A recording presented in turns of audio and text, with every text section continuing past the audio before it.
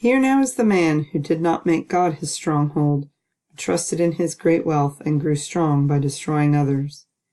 But I am like an olive tree flourishing in the house of God. I trust in God's unfailing love forever and ever.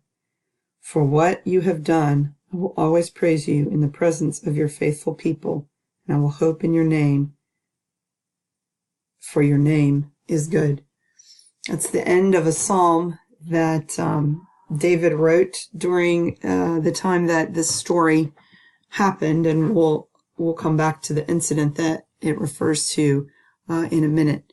But I thought since it talks about a stronghold, sometimes a stronghold in the Hebrew is a cave, and sometimes it's a fortress.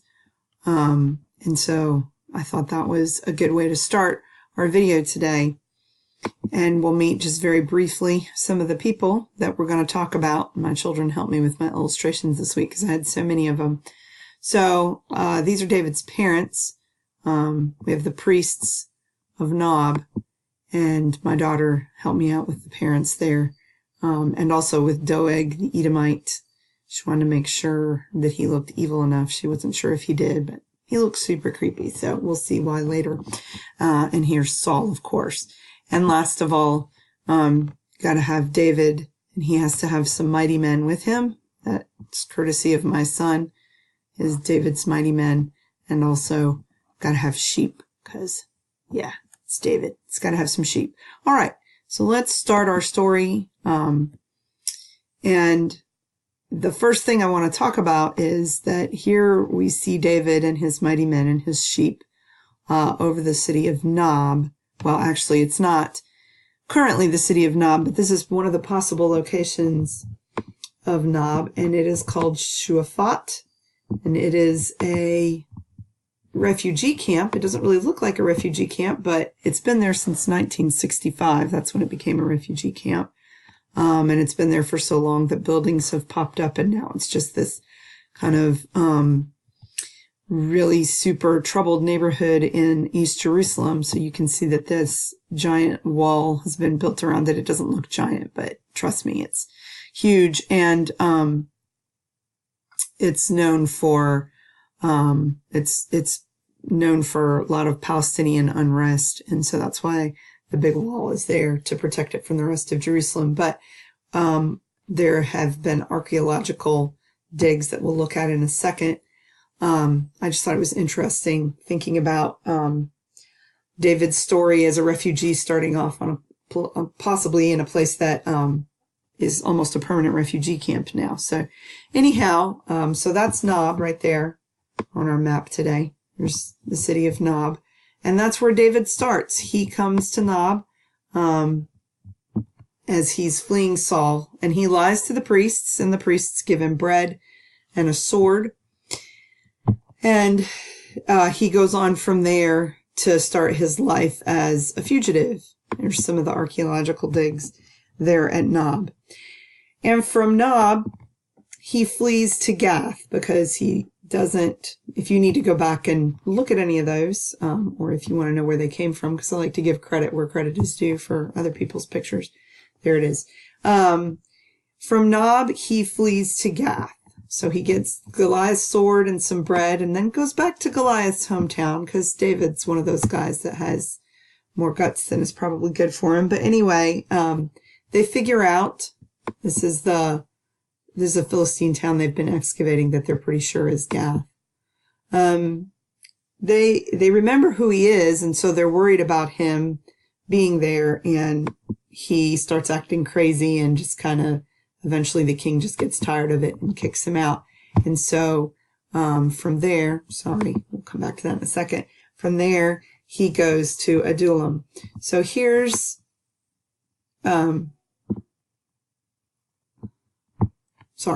here's Adullam, and so here he goes to Adullam, and he starts collecting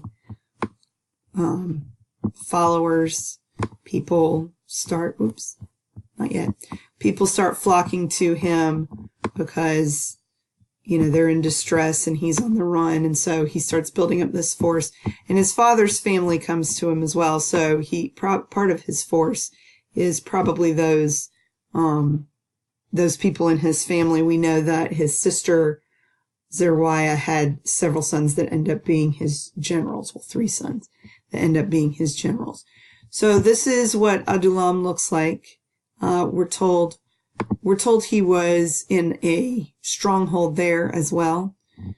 So, again, we don't know if it's this kind of stronghold or caves, but here are the caves. In case it was the caves, that's what they look like. Or some of them. There's actually a lot there. So, we're not sure. So from there, he decides that his parents aren't safe. And we don't know if he and all his men went to take his parents down to Moab. His parents go down to Moab. And he asks the king down there to take care of him. A possible location for the city of Mizpah in Moab that is mentioned is Al-Karak. This is in modern-day Jordan. This castle is not even sort of old enough to be from that time period. This is from the Crusades, but it looked cool and it kind of sparks the imagination. So there you go, Al-Karak in Jordan, possible Mizpah, where David's parents are staying during this time. And so then David and his mighty men are now back to hiding around town, or really not around town anymore. So they go to the forest of Hereth. So if you look right here, Hereth is between Adullam and Keilah. Keilah comes into our story later. So this is where Hereth is located. So David and his men go basically hide out in the woods. And here's what that forest looks like. But while that is going on, while they are hiding there, some other stuff happens.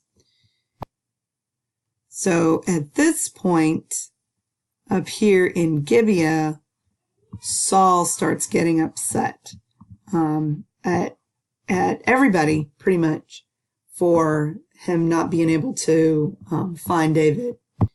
So he's at Gibeah with his men, and he's fussing at them because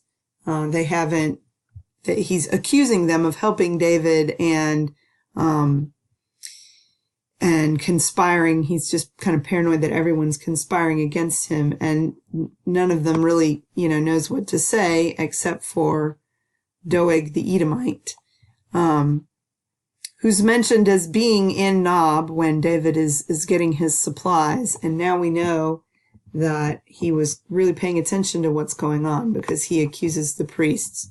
So Saul has all these priests brought from Nob, and they are brought before him, and he accuses them. And Ahimelech, the priest, is very articulate in his defense of David. And again, David lied to him, and so that's not cast as being a good thing here. But it looks like even if David had told him what was going on, he would have stood up for David, because he just stands up for Saul. But he gets killed for it, and this is where David tells his soldiers to kill the priests, and they won't do it. So Doeg the Edomite kills the priests, and except one escapes. So this is Abiathar, and we'll run into him later in the story. So he flees to David and his mighty men, and even though it's not mentioned right away, we know he starts working right away, because he helps David consult the Lord in this chapter on whether he should go to Keilah. So once again, I'm going to get some of this stuff off the map. Keilah is right here, south of Adullam, south of the forest that they were staying in. And the Philistines are attacking it because Saul's so busy tracking down David, he's not doing his job defending his own territory. So David saves them, but even though his men are worried, this means they'll have more enemies than before. But David consults the Lord, and the Lord tells him to go ahead and do it, so he does. But he also finds out in consulting the Lord that he will be handed over to them if he stays. So he flees from there once he has defeated the town. But of course, in defeating the Philistines there, he ends up with more livestock and more men in the process of that. So he's this growing group, and he's up to like 600. And so now they're moving on, and it's getting pretty desperate. They're in the desert of Ziph. You can see this is nothing really good going on here, that it's getting more and more desolate, the places that they are going to. And so here's Ziph, right? The desert of Ziph. And he's reported as being in the desert of Ziph. And so he moves on down to Maon, which is even further south and even more desolate. Here's the present day area is still pretty, there's a settlement there. Oh, so here there's him and his men moving down to Maon. The settlement, there's a Israeli settlement there. And it's just, that's all there is to it. And it's pretty new, because it's, again, out in the middle of nowhere. And so David's men are walking around one side of the mountain, and Saul's men are walking around the other. So it's just like in a little spy movie, they're just like sneaking away from each other. Or he's sneaking away from Saul, and Saul's trying to sneak up on him, and Saul gets called away, because once again, he's neglecting his duties as king. He's supposed to be protecting Israel from the Philistines, and they're running away with the place. And so, Saul leaves to go fight the Philistines, and David escapes to En-Gedi, which is where Saul catches up with him again. And we have the climax of our story, that we'll be reading about today. So that's just a sort of a summary of 1 Samuel 21 through 24. Hope you liked my silly video. En-Gedi is so beautiful, I couldn't do it with pictures. There's some great YouTube videos, and we're going to check out one of those right now.